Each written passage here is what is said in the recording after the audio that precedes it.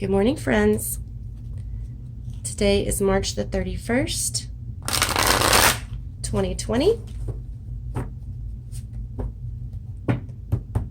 We are in the middle of a health crisis in our country. Well, that's not the only thing. It's not the only crisis going on for a lot of people. Financial crisis. To be honest, the way that a lot of people's workplaces are forcing them into work, it's really kind of baffling to me. I mean, man, in many ways I feel very lucky that I'm self-employed. Of course, I don't get unemployment, but I don't have to go into work if I don't think that it's a good idea. I've been seeing people online for the past couple of weeks. I really feel for people, though, that are having to make this decision between, do I put myself at risk and my family through getting this disease, or do I put myself at risk or my family at risk because I don't have a paycheck anymore? It's just a terrible choice for a lot of people. Things are shifting. Things are shifting. They're going to have to, and they already are. This is not sustainable. It's not reasonable, right? Okay. Well, let's get back to today's draw. All right. Here we go. The Knight of Swords. The Lovers. The Ace of Wands. And a Moon card. All right. Let's talk about it. Okay, so let's start with the Knight. All right, now, look at this guy. He's on a horse that is going fast. You can tell that. They're running. His sword is pulled as if he's ready to fight. He is... I mean, he's not just like peacefully taking a nice stroll. Like, this guy, for some reason I can smell the sweat, like this guy's excited, and he's eager to move in this direction. Swords are, of course, about mental clarity, about the mental process. He seems very confident that he's thought this through. And maybe he has. I feel like the Queen or the King would probably sit with whatever it is a little bit longer. Or maybe they might move into it with a little more wisdom and knowledge than this guy. That's okay. Sometimes we need this approach.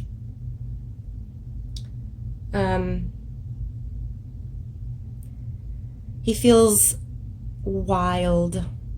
Even if his intentions are good, it may be just a little bit guided in a little bit less stable way.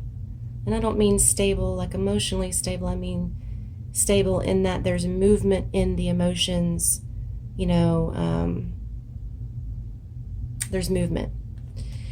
Now, one thing that I want to point out is that he is facing this way. So I don't know yet, but my first take is he's pointing to where we came from.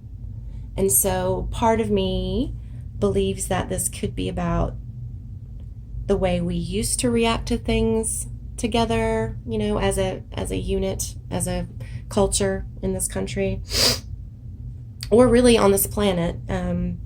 Maybe we reacted to things without thinking them through super well, or maybe we acted with good intentions, but, without going inward or sitting with an idea first.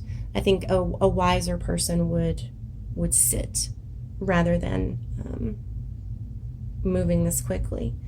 Again, reasonable at times, but I feel like this is indicating where we came from. These cards feel more present, feel more, this is what we need to understand, and this is how. The Lover's card is a really, really powerful card. It doesn't mean that collectively we're going to meet someone and fall in love with them today. But what it does mean, actually, let's talk about this card because it's a very powerful card. Okay, so some of the first things I want to point out, we have the tree, and it's very tall and it's mature, which indicates solid, like a solid earthly grounded connection, physical, on the physical plane. Fire, he's got fire in his hand right there. And we have a snake down here. She's holding an apple. Those are all symbols that I feel like are important. The snakes often represent transformation or a shift in the way that we think or view something. Apple is knowledge. She has her arms around him. He has his arms around her. They are a unit. Together, they represent yin and yang, the feminine and masculine, the duality that is in everything. This card is really about unity and duality. So for those of you who aren't familiar with the term duality, because it's often misused, and it took me a long time to really fully understand the concept. If I say anybody who doesn't like ice cream is dumb, that is a very polarizing statement. That means people either sit on the I like ice cream side or the I don't like ice cream side. I have left no room for people who like ice cream sometimes or only like a couple of flavors. But the truth is that most of us, not all of us, but most of us like ice cream sometimes. And most of us kind of favor, one or two flavors rather than all ice cream. And that is really what yin and yang is the recognition of that you can be all the things at one time. You don't have to be all or nothing. It doesn't have to be one or the other. And so we are in this along the same vein. So duality then is representative of being able to like a couple of types of ice cream or a couple of flavors of ice cream, and maybe not every day. That is more of a dualistic approach, being able to see that we are all many sides or both sides. Polarization, polarizing, is we're on opposite ends, facing one another, fighting. Duality means that we represent two sides of the same thing and we move together like this. And the Lover's card really represents that we can be all. We can like ice cream and not like ice cream all at the same time. We can be happy about time off because it feels good to be, to sit with ourselves or to be alone or to be with our families or whatever, and also simultaneously be afraid. All of that's fine. We can, in the most basic sense, we've talked a little bit about the symbolism between feminine and masculine.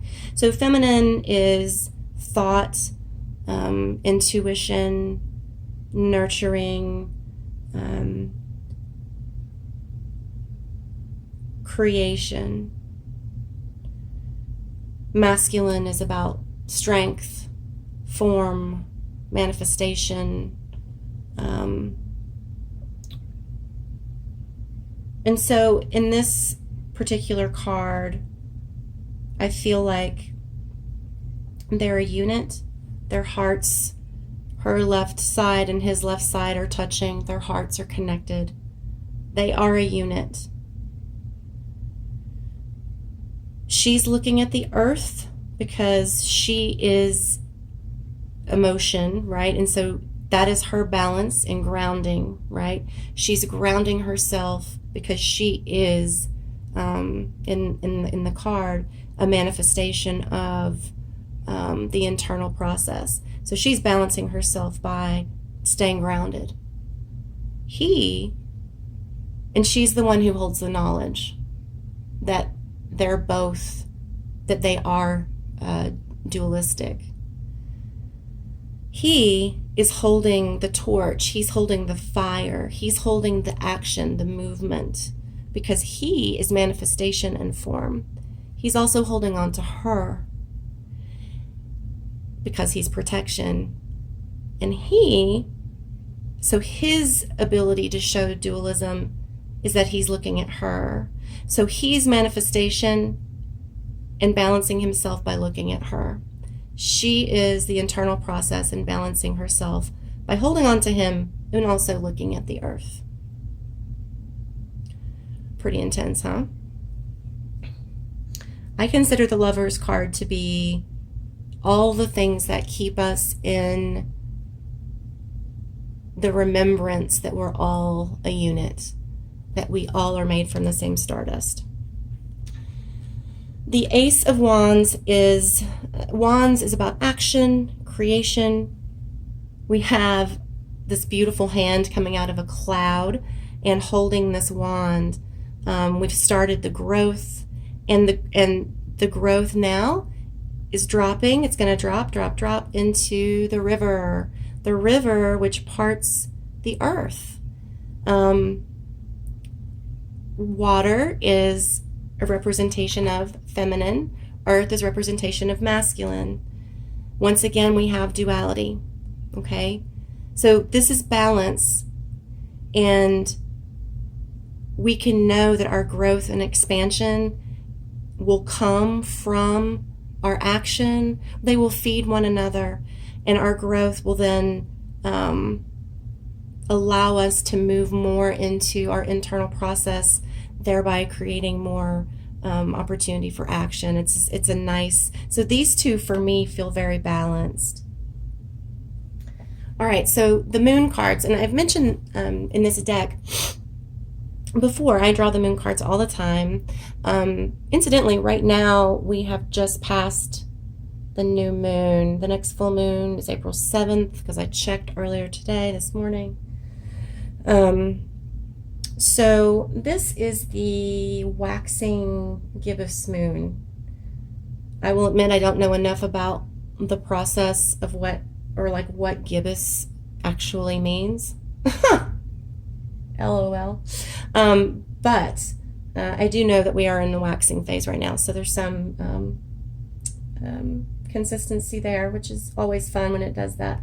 But this phase is about refining your goals. So it's about, we've had an opportunity to move forward in action, learn what our limitations are through that action, because that's how we learn, through failing sometimes. That's how we always learn. And now we're being given an opportunity to go, okay, so I tried this and it didn't work. Maybe my goal is a little bit too lofty. Let's go back and, look at this again. All right, so when we look at them as a unit,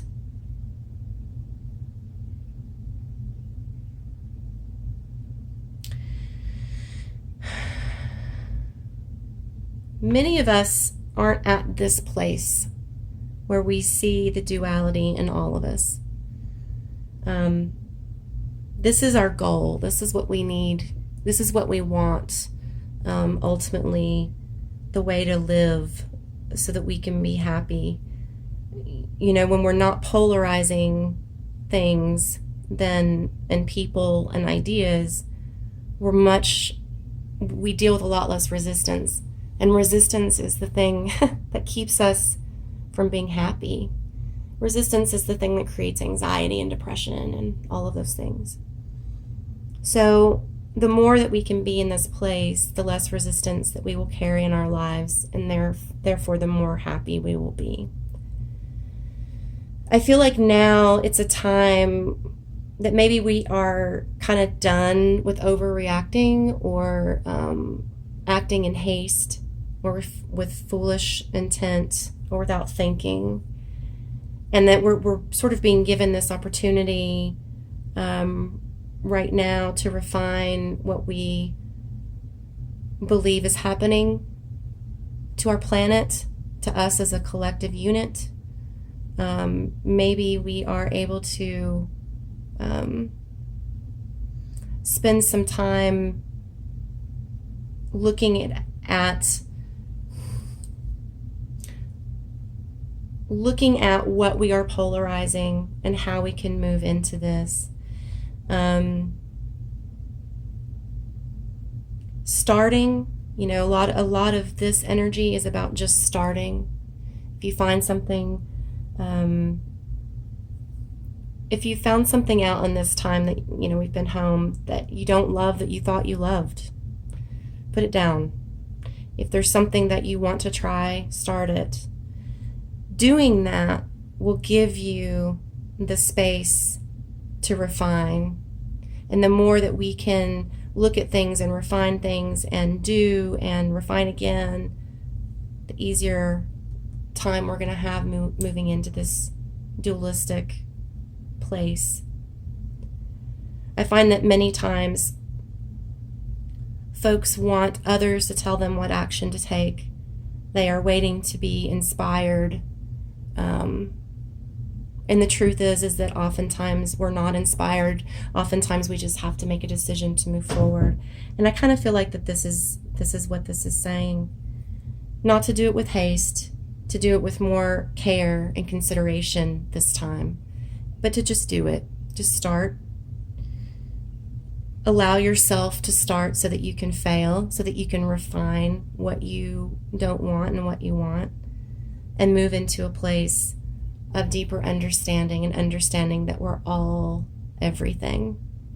The more we can do that for other people, the more we will find that relief within ourselves, where we don't have to hold ourselves to such extreme levels of guilt and shame if we mess up or we make a wrong decision, because we're all, if this is true, and it is, then why are we spending all this time feeling obligated to do A, or holding ourselves accountable to B, or to C? So this one's a more complex read today, but maybe that means that today is going to be a more contemplative day. I don't know. We'll see. Feel free to leave any comments. I would love to hear from you. Please hit subscribe. You can find me on Facebook or Instagram at Color of Kismet. And I hope everybody has a terrific day. See you tomorrow.